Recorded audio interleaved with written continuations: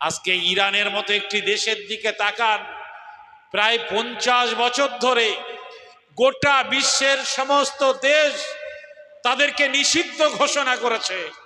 তারা একটা ছোট্ট দেশের মধ্যে সীমাবদ্ধ থেকে নিজেদের প্রতিটি সন্তানকে তারা লেখাপড়া শিখিয়েছে, তারা সবর করেছে, তারা বিলাসিতা করেনি, তারা ঐক্যবদ্ধভাবে ইসলামের পথে থেকেছে, দ্বীনের রুজুকে মজবুত করে ধরেছে, প্রত্যেকটি সন্তানকে তারা লেখাপড়া শিখিয়েছে, তারা ঐক্যবদ্ধ হয়েছে। আজকের পৃথিবীর কোন শক্তি, যে শক্তির দেখে আমাদের নরেন্দ্র মোদী ভাই ভয় করেন, সেই শক্তিগুলো পর্যন্ত আজকে ইরানকে দেখে ভয় করছে। আমাদের সঙ্গে, আমরা যারা সুন্নি মযহাবের মানুষ, আমাদের সঙ্গে শিয়া মযহাবের ভাইদের কিছু পার্থক্য নিশ্চয়ই আছে, কিন্তু তারা রাজনৈতিকভাবে, তারা সামাজিকভাবে, তারা ধর্মীয়ভাবে শিক্ষার মধ্য দিয়ে যে শক্তি তারা অর্জন করেছে, সেই শক্তি আজকের পৃথিবীর কোনো শক্তি নেই যে তাদের দিকে তাকিয়ে চোখ রাঙাতে পারে।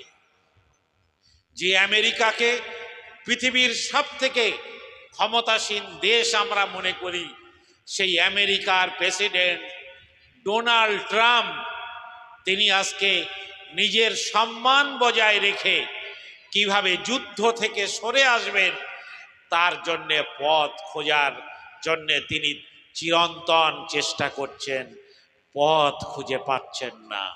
ফলে বাঘ, আজকে যাকে পৃথিবীর মানুষ বাঘ মনে করেছিল, আজকে পৃথিবীর মানুষ দেখেছে ইসরায়েলের প্রধানমন্ত্রী নেতানিয়াহু সে নেকড়ে নয়, আমেরিকার প্রেসিডেন্ট ডোনাল্ড ট্রাম্প সে চিতাবাঘ নয়, বরং শিয়ালের পাণ্ডিত্য যেভাবে ধরা পড়ার পরে দুনিয়ার মানুষের হাসির খোরাক হয়, একইভাবে ইসরায়েলের প্রধানমন্ত্রী এবং আমেরিকার প্রেসিডেন্ট তারা কিন্তু আজকের পৃথিবীর বুকে তাদের ক্ষমতা নিয়ে যে দাম্ভিকতা ছিল, যে অহংকার ছিল, সেটা কিন্তু পৃথিবীর বুকে হাসির খোরাকে পরিণত হয়েছে।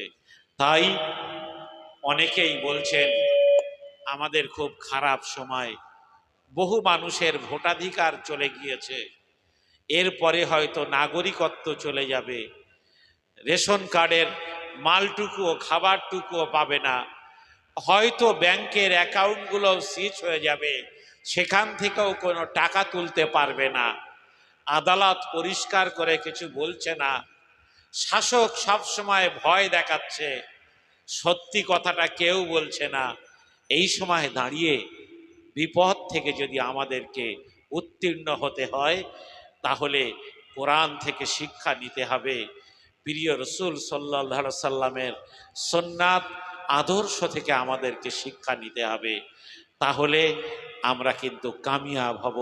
নিশ্চয়ই আমাদের কামিয়াবির জন্যে আল্লাহ রাব্বুল আলামিন ওয়াদা করেছেন, ওয়াতাসিমু বিহাবলিল্লাহি জামিআও ওয়ালা তাফাররাকু, তোমরা দ্বীনের রুজুকে ঐক্যবদ্ধভাবে মজবুত করে ধরো, তোমরা পৃথক পৃথক হয় না।